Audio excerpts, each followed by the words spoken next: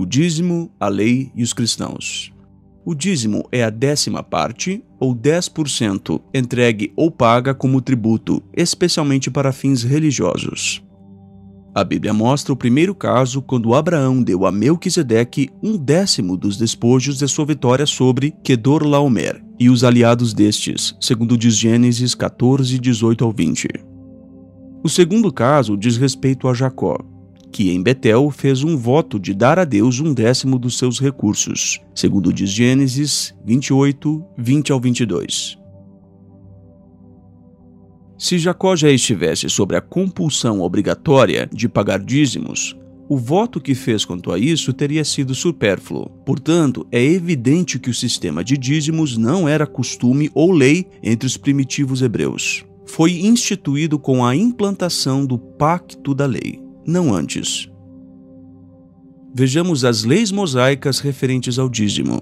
Jeová havia dado a lei referente ao dízimo à nação de Israel, segundo diz Êxodo 23:19 e 34:26, que não era exigido durante o ano sabático por ser um ano de descanso do povo, segundo diz Levítico 25, 1 ao 12. O povo dava o dízimo anualmente aos levitas, porque eles não tinham herança. Números 18, 21 e 24 diz: E eis que, aos filhos de Levi, tenho dado todos os dízimos em Israel por herança, pelo ministério que executam, o ministério da tenda da congregação. Porque os dízimos dos filhos de Israel, que oferecerem ao Senhor em oferta alçada, tenho dado por herança aos levitas, porquanto eu lhes disse: no meio dos filhos de Israel nenhuma herança terão. E os levitas davam 1/10 do que recebiam ao sacerdócio arônico para o sustento deste, segundo diz Números 18, 25 ao 29. Se um israelita preferisse dar dinheiro em vez de produtos, podia fazer isso, estipulando-se nesse caso que acrescentasse ao valor 1/5 adicional, conforme diz Levítico 27, 31. Levava-se os melhores cereais e eram debulhados, e as uvas e as olivas eram convertidas em vinho e azeite, para serem entregues como dízimo aos levitas. Mas o 10º animal que passava pela porteira não era examinado, apenas era marcado como dízimo, conforme diz Números 18, 27 e 30, Neemias 10, 37 e Levítico 27, 31. Quando as famílias tinham que fazer suas viagens para Jerusalém, a fim de usufruir das festividades ali, não era prático levar o dízimo. Os israelitas convertiam seus dízimos em dinheiro e assim usufruíam do momento em que passavam nestas agradáveis ocasiões, conforme diz Deuteronômio 12, do 4 ao 18, e também Deuteronômio 14, do 22 ao 27. Mas a cada 7 anos, o dízimo era destinado aos forasteiros, aos órfãos e às viúvas, e os levitas também podiam pegar desta provisão. Quando acabares de separar todos os dízimos da tua colheita, no ano 3º, que é o ano dos dízimos, então os darás ao levita, ao estrangeiro, ao órfão e à viúva, para que comam dentro das tuas portas e se fartem. Deuteronômio 26, 12, 14, 28 e 29. As leis do dízimo não eram excessivas, e Jeová Deus havia prometido abençoar aqueles que obedecessem a essas leis. Malaquias 3,10 diz: Trazei todos os dízimos à casa do tesouro, para que haja mantimento na minha casa. E depois fazei prova de mim nisto, diz o Senhor dos Exércitos, se eu não vos abrir as janelas do céu, e não derramar sobre vós uma bênção tal, até que não haja lugar suficiente para a recolherdes. Quando o povo ficava negligente referente ao dízimo, o sacerdócio sofria, pois tanto os levitas quanto os cantores tinham de deixar suas obrigações no templo para conseguirem seus sustentos, conforme diz Neemias 13:10. E quando as 10 tribos se apostataram, eles começaram a usar seus dízimos na adoração falsa de bezerros, conforme diz Amós 4, 4 e 5. Mas Jeová era fiel e nada faltava quando o povo fazia o que era correto. Não há nas Escrituras um castigo para quem não pagasse o dízimo. Isso era uma obrigação moral da nação. No fim do ciclo de 3 anos, os israelitas confessavam ter pagado integralmente seus dízimos, pois se assim não fizessem, eram considerados como que roubando de Jeová, conforme podemos ver em Malaquias 3, 7 ao 9, e também Deuteronômio 26, do 12 ao 15. Já na época de Jesus, a cobrança do dízimo ainda estava em vigor, mas os escribas e fariseus faziam dessa cobrança um desvio da lei e do verdadeiro objetivo, porque deixavam de lado o que realmente era importante, conforme diz Mateus 15, do 1 ao 9. Do que adiantava para eles darem o 10º da hortelã e do endro e do cominho, se o que realmente importava eles deixavam de lado? Mateus 23, 23 diz: Ai de vós, escribas e fariseus, hipócritas, pois que dizimais a hortelã, o endro e o cominho, e desprezais o mais importante da lei, o juízo, a misericórdia e a fé. Deveis, porém, fazer estas coisas e não omitir aquelas. Lucas 11:42 diz: Mas ai de vós, fariseus, que dizimais a hortelã e a arruda e toda a hortaliça, e desprezais o juízo e o amor de Deus. Importava fazer essas coisas e não deixar as outras. Jesus considerou o cobrador de impostos na sua ilustração mais digno do que o fariseu que pagava o dízimo, porque ele se humilhou, conforme diz Lucas 18, do 9 ao 14.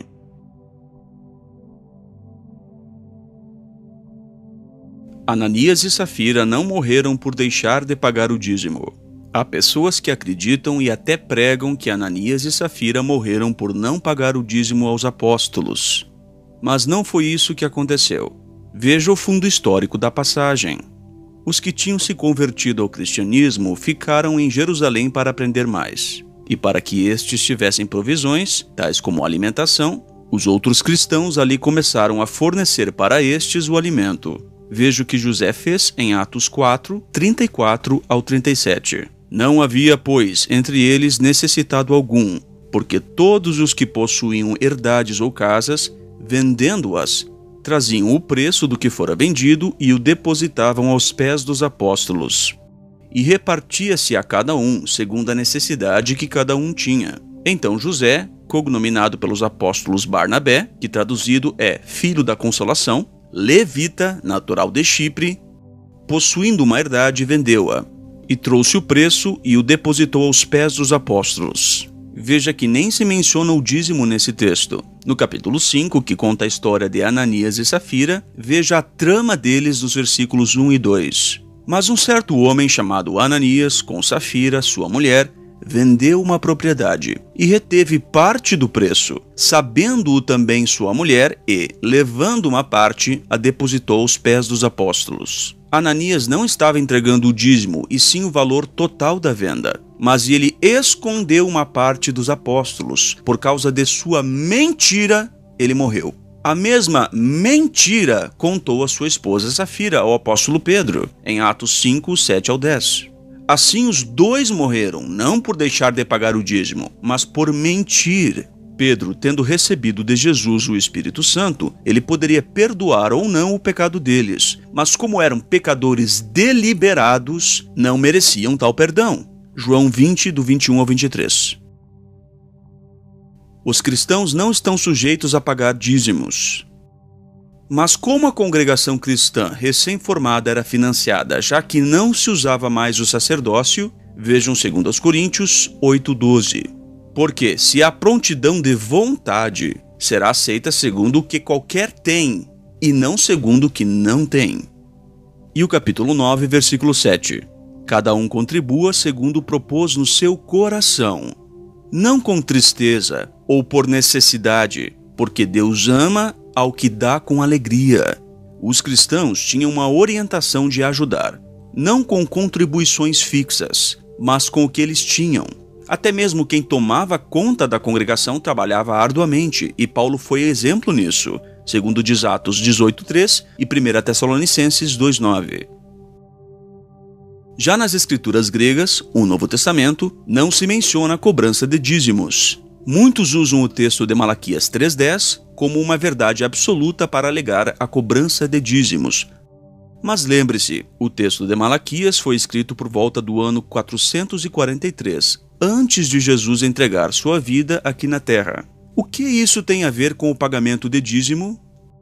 A lei de cobrança de dízimo findou com a morte de Jesus. Agora siga o raciocínio nos seguintes textos. Porque Cristo é o fim da lei.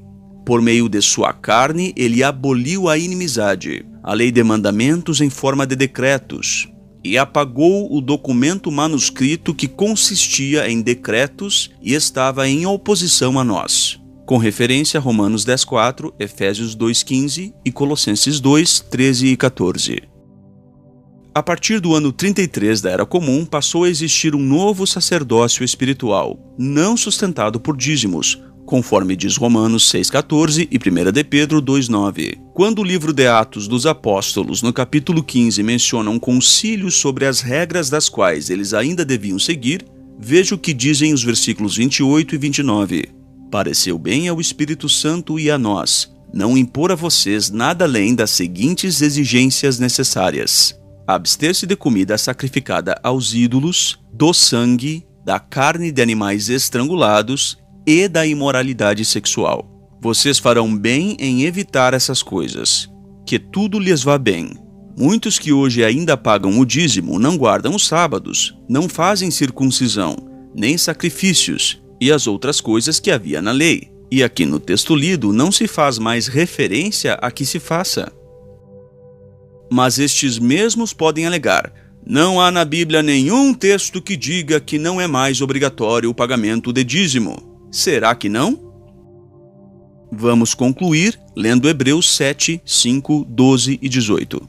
O 5 diz assim: é verdade que, segundo a lei, aqueles entre os filhos de Levi que recebem o sacerdócio têm o mandamento de cobrar dízimos do povo, isto é, dos seus irmãos, embora estes sejam descendentes de Abraão. Os levitas tinham esse mandamento de cobrar o dízimo, mas não estamos servindo o sacerdócio de levitas de Israel.